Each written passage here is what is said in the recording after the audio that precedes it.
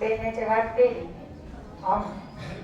પછી એક વાત કરી વિવિધતામાં એકતા, અને ત્રીજી એક મહત્વની વાત આપણી ભારતીય સંસ્કૃતિ. 3 વાત મૂકી ને આપણી સામે. તો હવે આપણી વચ્ચે આ સંદેશ શું કામ મૂકવો પડે કે આપણે એક થઈએ? ક્યાં આપણી વિચારધારા નબળી પડી ત્યારે ને, બરાબર ને?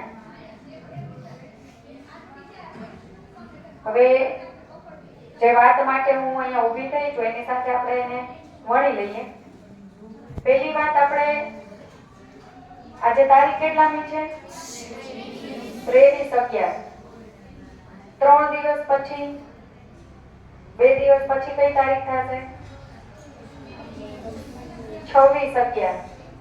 26/11 કઈક વિશેષ દિવસ છે આપણા ભારત માટે, આપણા ભારતની એકતા માટે, રાષ્ટ્ર ભાવના માટે.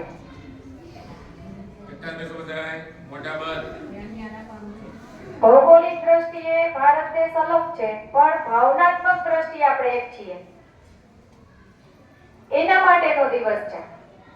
કોઈને યાદ આવ્યું? 26? ઓકે, સરસ. બંધારણ દિવસ. તો હવે આપણને એ વસ્તુની પહેલા તો ધ્યાનમાં હોવું જોઈએ કે બંધારણ એટલે શું? બંધારણ એટલે શું? તો કે કોઈ એક કાયદાઓનો સમૂહ, નીતિ નિયમોનો સમૂહ, બરાબર? અને એ એટલે બંધારણ. જો આપણે આ શાળા છે તો શાળાને કઈક કાયદા છે કે નથી? જો એ કાયદા ન હોય, કાયદા મુજબ જો શાળા ન ચાલતી હોય તો અવ્યવસ્થા, અશાંતિ ઊભી થાય. હા કે ના? બરાબર. તો આવડી એક શાળા છે તો શાળાની અંદર પણ આપણે કાયદાની જરૂર છે. સુખ, શાંતિ અને સલામતી જળવાઈ રહે એના માટે જરૂરી છે.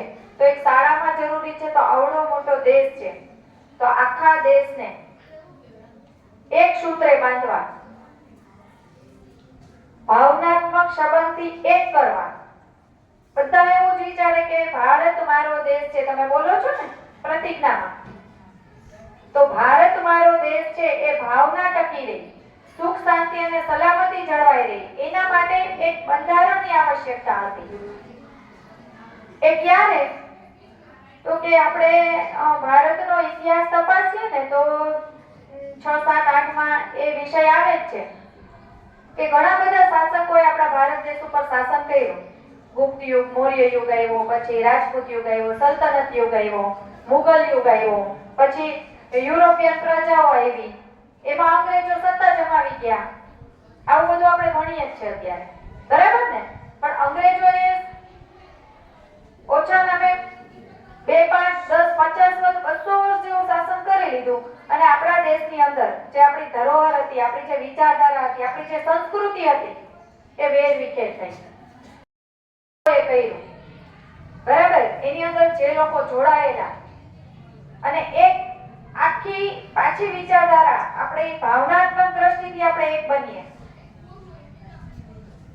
બેને જે વાત કરી એમ જાતિ, જ્ઞાતિ, ધર્મ, શિક્ષિત, અશિક્ષિત, આ કોઈ પણ જાતના વાળા છે એ અસર ન કરે એ રીતની એક વ્યવસ્થા ઊભી કરવાની હતી દેશની અંદર. અને એ જે વ્યવસ્થા ઊભી કરી, જે કાયદા બનાવ્યા, એ એટલે બંધારણ. સમજાઈ ગયું? અને એ જે બંધારણ છે એ તૈયાર થતા કેટલો સમય લાગ્યો? કોઈને યાદ છે બંધારણને તૈયાર થતા લાગેલો સમય? 8મા વાળા. 2 વર્ષ 11 મહિના અને 18 દિવસ. સરસ. 2 વર્ષ 11 મહિના અને 18 દિવસ.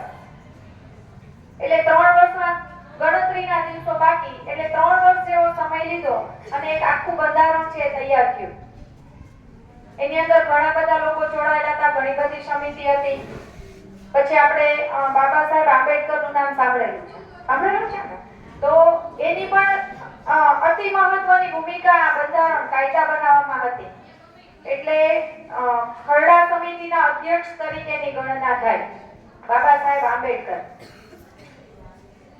પછી આપણો દેશ આઝાદ થયો અને આપણા જે પ્રથમ રાષ્ટ્રપતિ હતા ડોક્ટર રાજેન્દ્ર પ્રસાદ, એમની પણ ઘણી અગત્યની ભૂમિકા, એ સિવાય નામી અનામી ઘણા બધા આની અંદર જોડાયેલા હતા. આની જે બેઠક થઈ એની અંદર જોડાયેલા સભ્યો કોઈને ધ્યાનમાં છે કેટલા હતા? યાદ છે કેટલા સભ્યો? સરસ, 389 સભ્યો છે. આ બંધારણ ઘડવાની પ્રક્રિયાની અંદર જોડાયેલા હતા. અને કેટલી બેઠક થઈ હતી? કુલ બેઠક કેટલી થઈ હતી? પાછળ મોટેથી હાથ ઊંચો થયો પાછળથી. બોલો તો ખરી, થોડુંક વેરિએશન હશે તો આપણે કરેક્શન કરશું અહીંયા.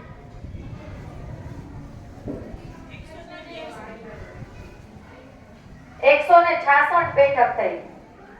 બેઠક એટલે શું સમજાય તમને? એટલી વખત મળ્યા એ લોકો. એમાં જે કંઈ પણ સુધારા વધારા કરવાના થતા હતા, જે કંઈ પણ ભલામણો હતા, સૂચનો હતા, એ બધું થયું.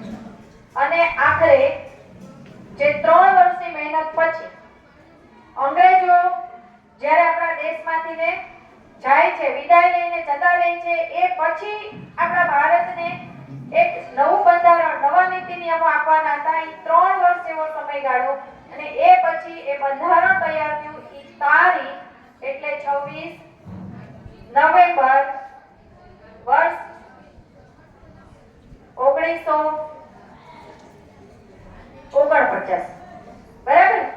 26 નવેમ્બર 1949 ના આપણું બંધારણ છે એ તૈયાર થયું છે. એ પછી એને અમલમાં મૂક્યું કે કાયદેસર પેલો આપણે કંઈ પણ નવું ઓપનિંગ કરીએ, રિબિન કાપીને એનું ઓપનિંગ કરતા હોય ને, એવી રીતે એનો અમલ થયો. ક્યાંથી? કોઈને તારીખ યાદ હોય તો?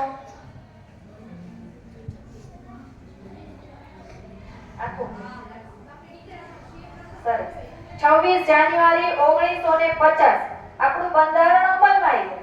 આપણે રાષ્ટ્રીય તહેવાર તરીકે એ દિવસો ઉજવીએ જ છે.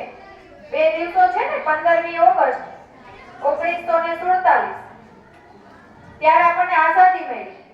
ત્યારે 26 જાન્યુઆરી 1950 ત્યારે આપણું બંધારણ છે અમલમાં આવ્યું. તો આપણે એ કયા દિવસ તરીકે ઉજવીએ?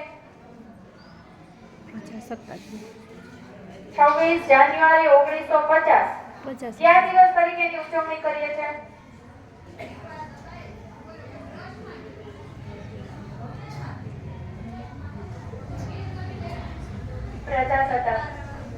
પ્રજાસત્તાક એટલે કે વિધિવત કાયદેસર સત્તા છે એ પ્રજાના હાથમાં. મતલબ આપણે જે પેલી ચૂંટણી કરીએ, વોટિંગ કરીએ, એ બધી વાત આની સાથે કનેક્ટેડ છે.